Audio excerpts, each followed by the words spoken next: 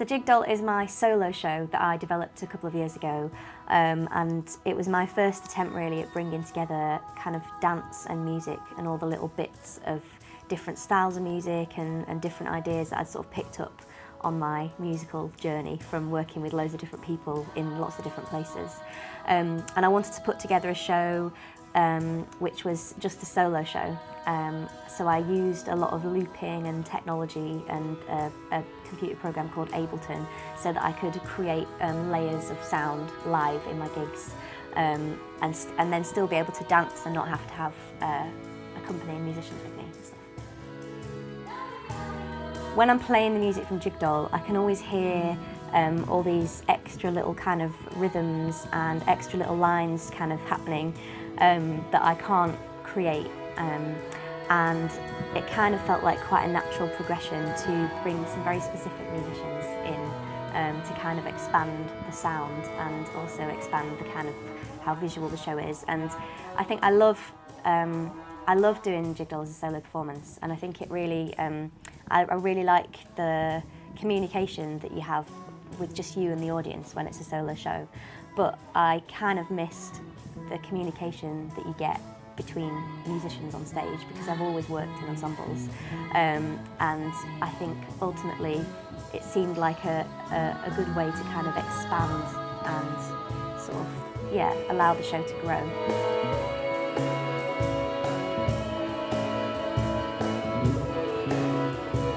I've got 3 musicians with me. The first is Kate Young, and she's the most incredible singer and fiddle player, and she comes from Scotland, and she's also an incredible songwriter and composer, and I really don't know why she's not really famous, and I don't know why she's got time to be in my band.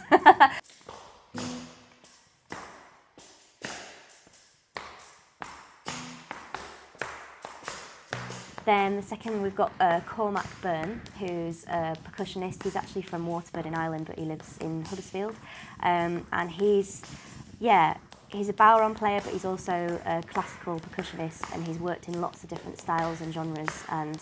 And he really brings a lot of different kind of interesting ideas. And he was also one of the mentors in the first phase of me developing Jig Doll, so he's kind of been there and helped me develop certain things. Over the years, I think we've developed a real way of working together, so I was really excited about bringing him into the project. And the last person is Martti Tarn, who is a bass player from Estonia, and I met him through going to ethno music camps and then being involved in this band called Ethno in Transit, which Kate was also a part of, and he's just a phenomenal musician.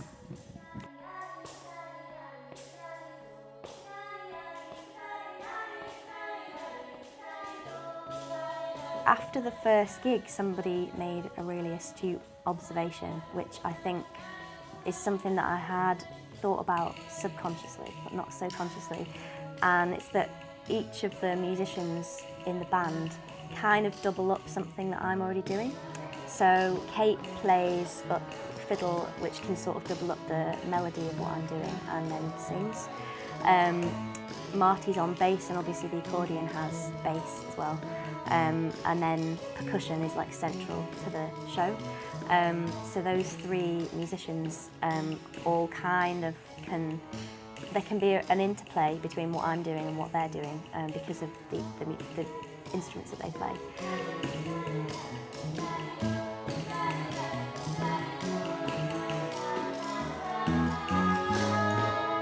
So the performance was at the Manchester Folk Festival, which runs alongside an event called the English Folk Expo, which is kind of a showcasing, networking event for people who organise folk festivals and events and kind of folk music industry people.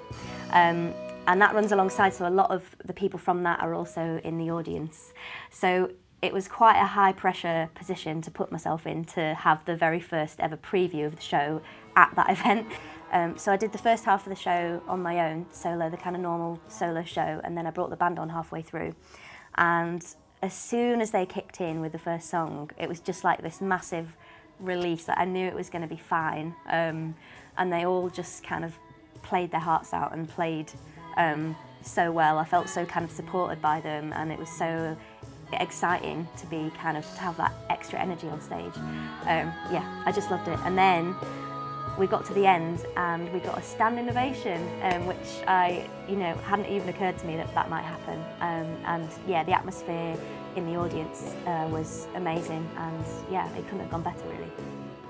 I'm hoping to develop a whole new repertoire for the ensemble, and we'll hopefully be playing some festivals over the summer. We're kind of negotiating a few festival bookings at the moment, and then we'll be touring in November 2018, and that should hopefully be with a whole new repertoire and a whole new kind of show, ensemble show.